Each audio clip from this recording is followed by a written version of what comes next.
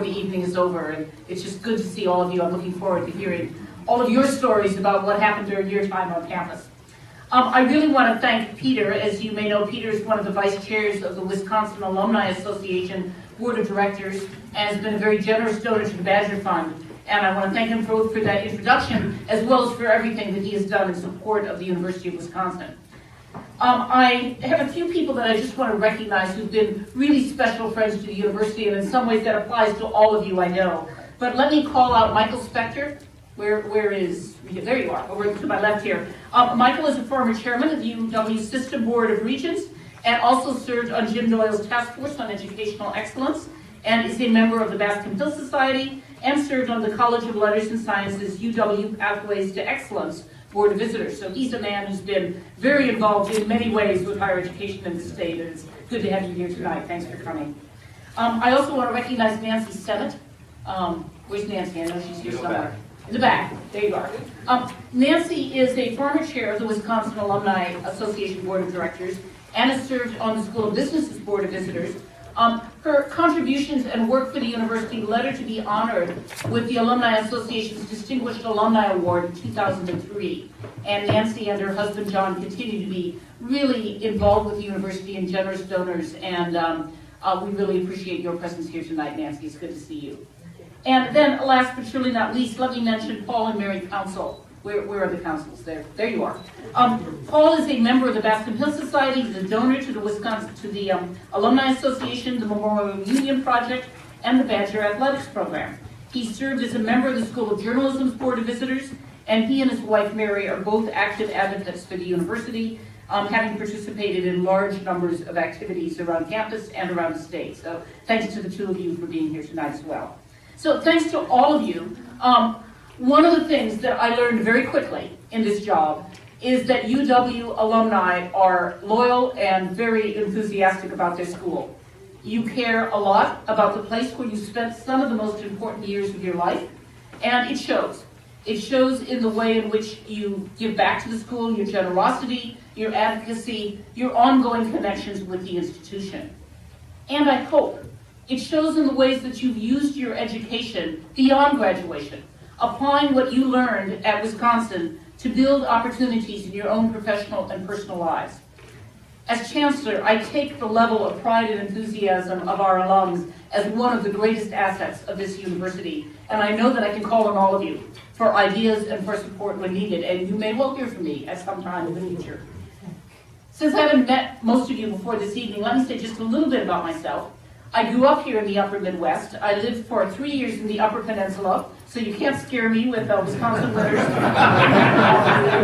I went to high school and college in the Twin Cities. I attended the University of Minnesota. I got an economics degree and went on to get a PhD in economics from MIT. As Paul noted, I've taught at a number of universities, including Northwestern and Michigan, and so I've been around the Big Ten, and I've been around big public universities between Minnesota and Michigan.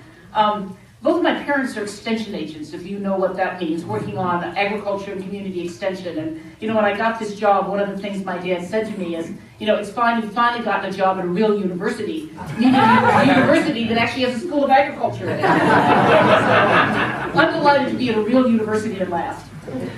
While I've done my share of research and teaching in academic economics type publications, I've also been very committed to using my skills in the public sector when that was appropriate. I actually worked for the senior George Bush as a senior staff economist in the late 1980s, then went back to serve in a senior position for President Clinton as a member of his Council of Economic Advisors for 2 years.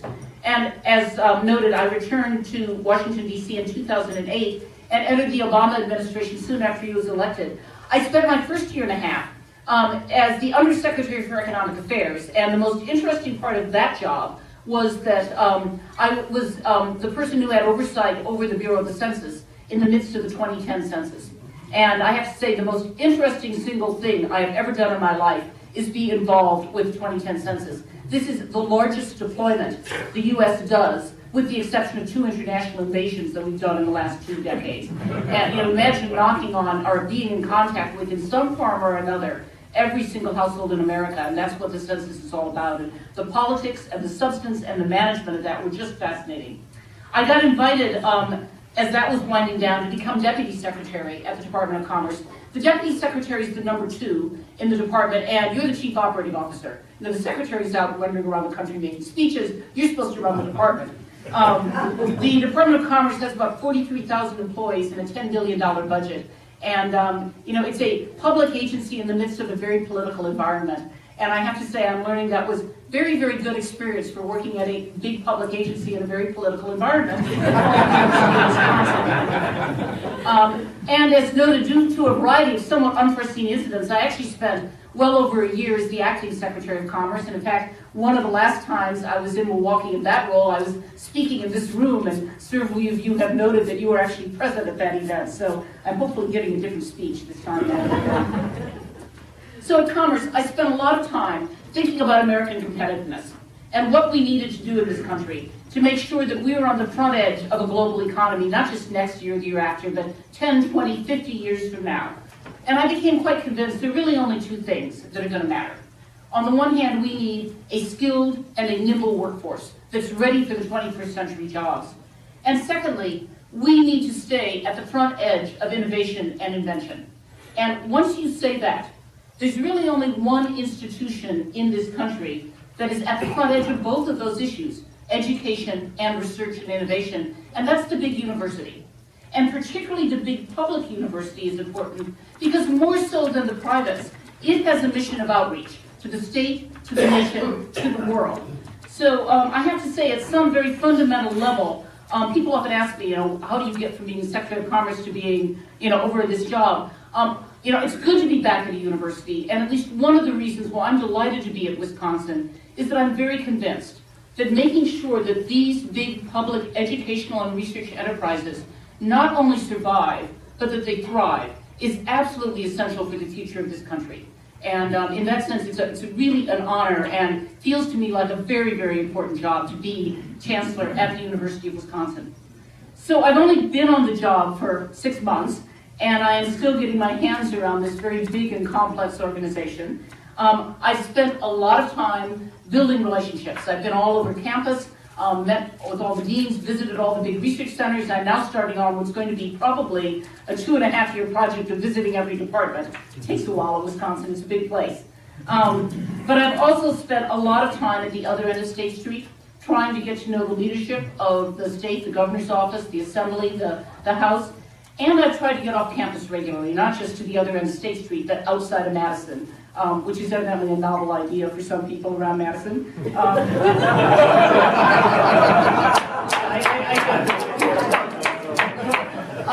So one of the things I'm trying to do is visit all of the 4-year comprehensive schools, and that gets me around the state. And it's been a decade or so since I spent a lot of time around Wisconsin. And I've been to almost all of them. I was at Parkside this morning. I was visiting UW Milwaukee a couple of months ago. And, I must say it's been really good to get out and see some of the other schools. And while I'm there, I meet with alums and meet with the local press and visit with local business people. And if I can, meet with the local legislators. And it's been a great tour, both to communicate some of the priorities and issues that I think need to be in front of the University of Wisconsin at Madison, but also to listen to what people are thinking about, what they're perceiving, what they think we need to be doing more of or better, or what they think we're already doing just fine. And I'm hoping you're going to tell me some of that this evening as well. While I was here in Milwaukee meeting with Chancellor Mike Lovell, I saw some really good examples, and he's done a great job of building business partnerships. He was showing me some things in the way in which he's using the expertise of his faculty to collaborate with the private sector, to serve businesses and to create jobs. And there are a number of ways in which the faculty both at Madison and Milwaukee are working together. So for instance, we have a great project together at Johnson Controls working on battery storage and performance. And there's students employed as research assistants in this work. They get valuable experience sort of out in the real world using some of their scientific knowledge, and their faculty involved from both campuses in this as well. And it's that sort of partnership, both with other UW system schools as well as with major businesses around the state, that we need to promote. It's one of the important issues, part of the Wisconsin idea of reaching out and giving what we know at the university to other places in the state, listening to them, working in partnership with them to make sure that the state is growing better. In addition to the outreach, I'm also very committed, of course, to the educational mission of the university. And, I want to make sure the university continues to attract the best and brightest students, like some of you in this room. Though I regularly hear from alums who say, I wouldn't get in anymore if I never comment on that. One of the, we do a very good job at classroom education. I think we're really fine at that, and we've gotten better. We've done a number of things to open up access, some of those big bottleneck introductory classes in recent years. But I am really concerned with focusing not just on the in-classroom experience, but making sure we're also excellent with our students at the out-of-classroom experience. And students who come to UW should have opportunities for internships to explore job options, for study abroad with other cultures, for public service, to learn about their education is not just about the head, but also about the heart and about the hands. And working on that front, and we've got some good things happening on campus with things like the Marguerite Center for Public Service, but I'm working very closely with the current Dean of Letters and Sciences to build a stronger set of internship and job preparation activities, particularly for our liberal arts students, for whom we do not provide that as well as the professional schools do. In the classroom, I'm particularly concerned about the use of these new technologies. One of the exciting things about education right now is we have all sorts of new ways to deliver knowledge that just weren't available 10 and 20 years ago. And we need to make sure the University of Wisconsin is using those technologies and is really on the cutting edge of what's going on that front. One of my priorities is to try to set up a Center for Educational Innovation that can work both on campus as well as distance learning off campus, and trying to use these technologies in ways that really benefit a big public university like the University of Wisconsin. And I can talk more about some of the things we're doing and some of the exciting aspects of that. Thirdly, we need to make sure we stay on the front edge of research and knowledge and scientific exploration. As you know, I'm sure, because it's been talked about, I know with previous chancellors, one of my big concerns is the increasing competitiveness of retaining particularly our top scientists. They're in not just a national market, they're in a global market. And the competition for their skills gets only more fierce. We are behind in our salaries, and that's something that I've got to work on. But money alone is not everything. Money helps, and particularly when you're talking about recruiting and protecting some of the best researchers. But you also need an environment that people want to be in. And one of the things we've long had at Wisconsin, one reason we've retained faculty, even when we pay them less than some of our competitors, is we've got a great working environment and are particularly good at bringing faculty together from across disciplines to work on common problems. And any of you who've been engaged in scientific enterprise know the really important questions in the world right now aren't in the center of the disciplines. They're in the interstices of the disciplines where they come together between chemistry and psychology and medicine to work on interesting questions of the brain or whatever. And we've really led in a number of great interdisciplinary research centers and making sure that we not only retain strength, but we're constantly thinking about what are the big new scientific questions of 5, 10, and 20 years down the road, where we need to start putting people together and creating those sorts of centers that have been so important for some of the research dominance at the University of Wisconsin. Finally, in addition to education and research, I really want to make sure that UW is on the cutting edge and doing as much as it can on the whole area of technology transfer and movements from a lab into market, commercialization of new ideas, entrepreneurship, and the starting up of new companies. Developing stronger partnerships with some of the leaders in the private sector is one piece of this. And I really want UW-Madison to be the ideas factory that helps attract high-tech businesses, manufacturing and non-manufacturing, to Wisconsin and to the United States. This fall, some of you know, we unveiled this new program, Discovery to Product, D2P, which is designed to be our initiative to build support around technology transfer. And we've been doing this in bits and pieces at different places around the university. D2P is designed to pull that together and create a cross-university level of support, cross-university entrepreneurship programs. And we're just in the middle of looking for a director for that. And I hope that's something that those of you who are interested in this will indeed hear more about. And I know several of you, as you came in, were sort of volunteering to be involved. And you'll hear back from me on that one as well. Lastly, as many of you have heard, one of the things that I am working on closely with the Foundation and the Alumni Association is launching a major fundraising campaign. Every university in this country, private or public, has to do some fundraising amongst its friends to support faculty in their exceptional projects, both educational and research oriented. We're going to need endowment support to continue to make sure that the university is affordable by anyone who gets admitted there. We are going to need scholarship funds. Now, I should be clear that outside fundraising is not about replacing state dollars. People sometimes think about it that way. If you're a chancellor at a place like this, I've got multiple streams of revenue. I've got federal research dollars, I've got state dollars, I've got tuition dollars, I've got endowment and gift funds.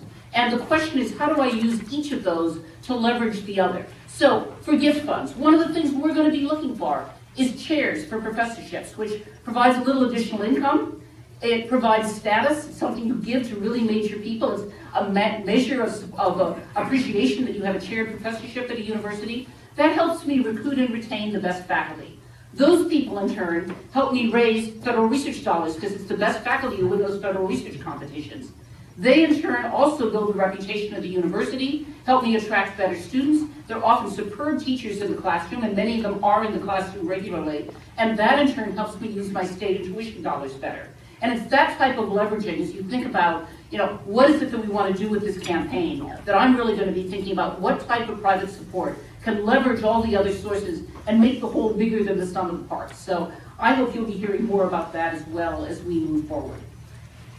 We clearly need the support of allies like you. Yes, your financial support, to be sure, but we also need your ideas, your inspiration, and your advocacy. Your very eloquent voices and your lived experiences with the University of Wisconsin are absolutely vital. You're all beneficiaries of UW education, and you're our most effective ambassadors as a result. You're living proof in many ways of the quality of a UW education, because your accomplishments tell the world that a degree from the University of Wisconsin is a measure of quality. So when people ask you what UW-Madison means to the state, to this region, tell them about the Triumph program, the training in urban medicine and public health, developed by the School of Medicine and Public Health in response to the shortage of physicians in urban areas in Wisconsin. It was launched in 2008. Triumph has multiple sites throughout Milwaukee to provide free health care and health awareness programs to underserved communities, and is training a series of physicians who want to work in urban and inner city areas, including the cohort that is starting in January 2014. We've had 69 students in this program. And I should note we have a similar program running aimed at rural underserved areas. So Triumph and the other programs called WARM together are really our effort in the School of Medicine to reach out across this state and make sure there are physicians everywhere of quality who can provide service. Or share the news about the Wisconsin Electric Machines and Power Electronics Consortium, known as WEMPEC, at the UW-Madison College of Engineering. Over 60 companies that hold an interest in electric machines and power electronics, including partners with headquarters or operations in Milwaukee, such as Rockwell Automation and Eaton Corporation, participate in this industrial consortium sponsored by the companies themselves. Its mission is to provide education, pre-competitive research, and service to both the university and its industrial sponsors. WEMPEC continues to serve as a real model for these sorts of programs that create interactions between the university and industry. Or talk about your own experience. The value of an education is not just to the person who receives it, but it spreads to everyone who benefits from your knowledge, your skills, and your outreach. So whether you are a nurse or a social worker, an engineer, an attorney, a businessman, a teacher, or an economist, you touch other people's lives. And for each of you, that touch bears the imprint of your UW degree. The more we talk about the many, many ways in which the university reaches out and touches all parts of the state, the better people will understand what an asset we have in the University of Wisconsin. So let me stop here. I do want to hear questions. I want to hear your feedback. We can do some of this comment, and then I can just circulate and we can talk. But I want to end where I began. You, as our alumni, are our most important asset. And I thank you for being here tonight. I thank you for everything you have done for this university. And I thank you for everything that I know you're going to do. So, thank you.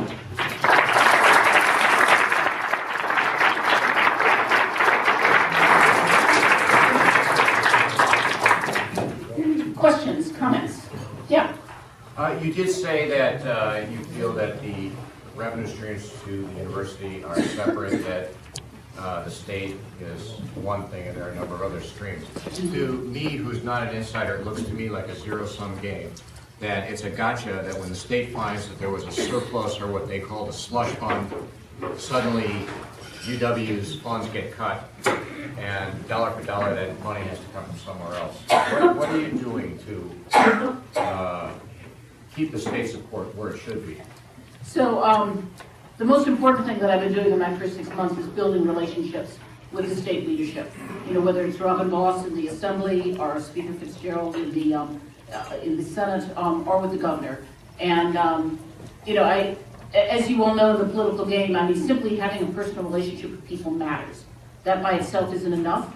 I'm very pleased with the new president of the UW system that was appointed a few weeks ago, Ray Cross, who I think has been just a great partner in working with the legislature as well. And you know, we need to be about communicating more effectively than I think we have the value of this university. And there may have been times in the past we didn't have to communicate very much about that, because some of the leadership understood and took that for granted. That's not the world we're in right now, and we need to work aggressively to communicate that. And I will tell you that our alumni are very important in this, because one thing legislators have said to me as I visited them, say, well, I never hear from anyone who has good things to say about the university. They only hear from the complaints. You know, my child didn't get in, or, you know, my child took 5 weeks to graduate every 4 because they couldn't get courses.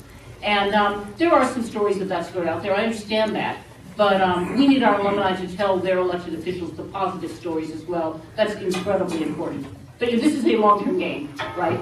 And I'm hopefully in this for the long term. You know, we just keep working on it every day. Yeah, sir. Chancellor, I want to just mention one of your departments to which little attention is paid. Myself, class of 51, and both my sons were commissioned in the Army from UW-ROTC.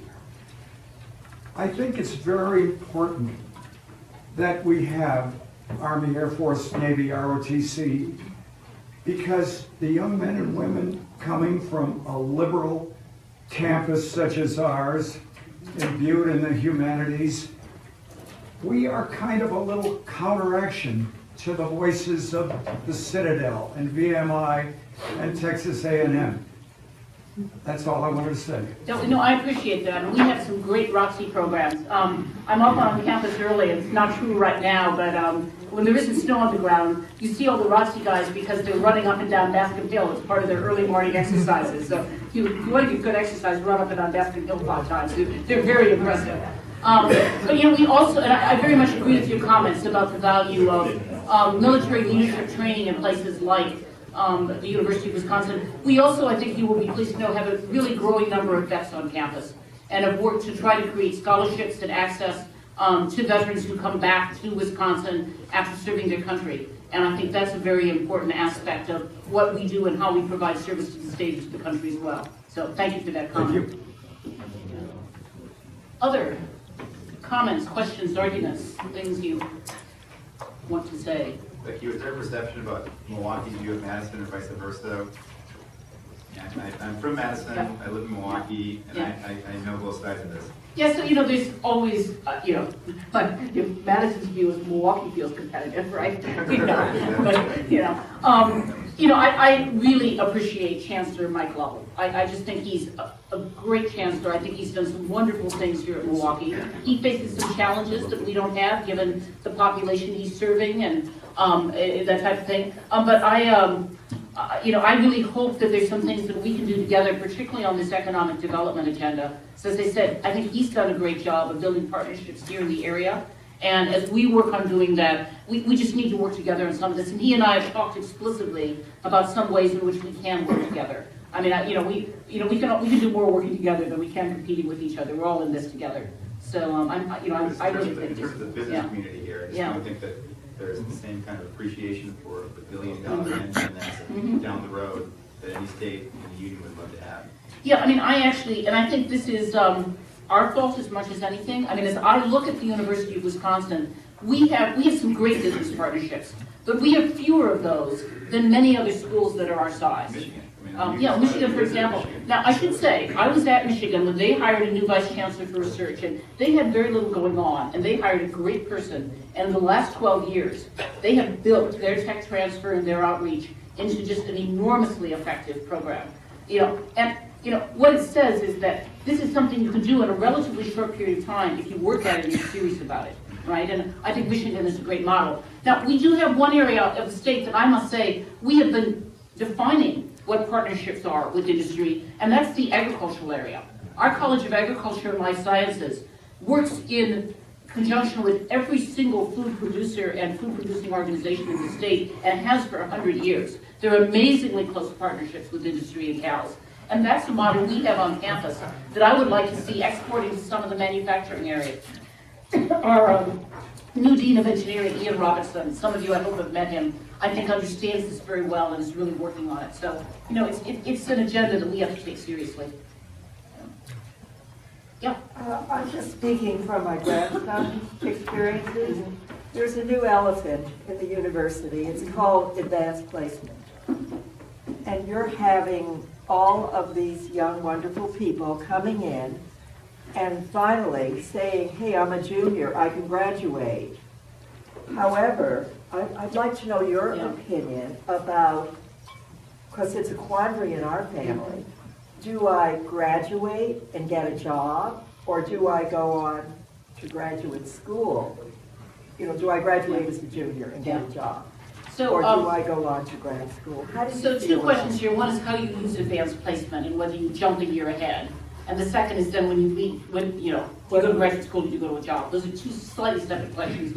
So, I think advanced placement has a lot of advantages. There are students for whom, I went through college in 3 years because of advanced placement, and I don't think I lacked anything because of that. Now, I was in a commuter school, I was living at home,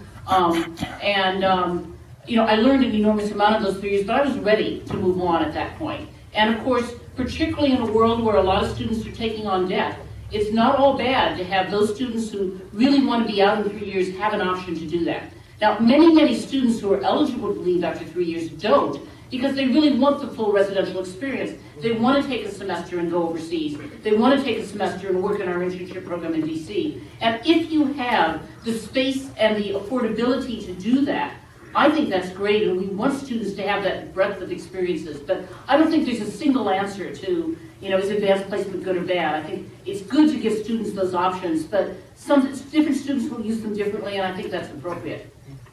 The question of whether you go into graduate school or work is, I think, a very similar answer. Depends on your field, depends on your level of interest. I'm a big supporter of, for most people, going out and working a couple years before you go back to graduate school just gives you some knowledge and experience that's really valuable. And I've taught professional students in a number of different universities, you can always tell the 24-year-old who came straight from college from the 24-year-old who worked a couple of years. There's just a different level in some ways of maturity and ability to interact. They've been responsible for themselves, they paid their rent, so I'm actually a supporter of saying, you go on to graduate school, take a year off at least. But again, not everyone, that model doesn't fit everyone. So, yeah, sir. As an alumni, I have tickets for Wisconsin football games. Yes. I had two granddaughters go to Madison from Philadelphia.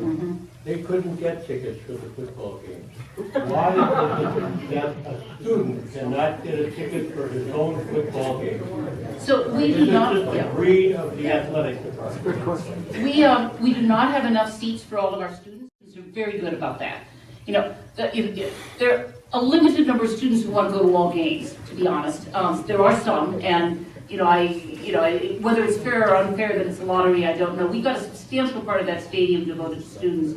I wish we could accommodate all students, but there are trade-offs on this one. And if you don't get in the lottery one year, hopefully you'll get in the next year. But so you're the gentleman who's had 65 years of football tickets? 65 years. This is very impressive. Is there anyone here who has a better record than that? My granddaughters couldn't go. Yeah. But, Would they promise to show up for the opening kickoff?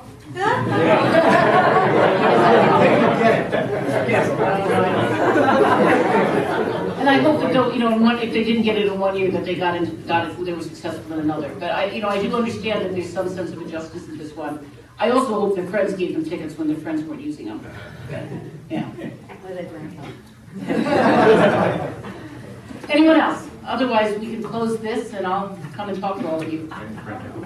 Good. Oh, right in front. Sorry. I Yeah. was just going to say, when talking about the edge of research, a couple years ago, the Alumni Association had an event at the Weissman Institute. It was so impressive. And there's so much edgy research going on there. I don't think any of us realize it. It opened my eyes. Yeah. The Weissman Center celebrated its 40th anniversary, and it was one of the first interdisciplinary research centers of the sort that it is in the country. It was really one of the things that put Wisconsin into the model of doing these interdisciplinary research. The Weissman Center works on problems of disability, and it's everything from research on autism to educational research on how do you work with children with certain learning disabilities or certain physical or mental disabilities.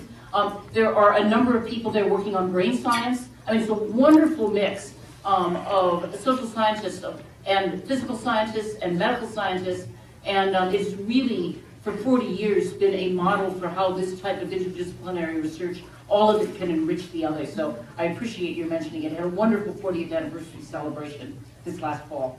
So on that note, let me end, and I'll come around and talk to people who have other things to say. I don't want to keep everyone standing in the back of the room, so help yourself to something more to eat and drink, and we'll see you. Thank you all for coming out.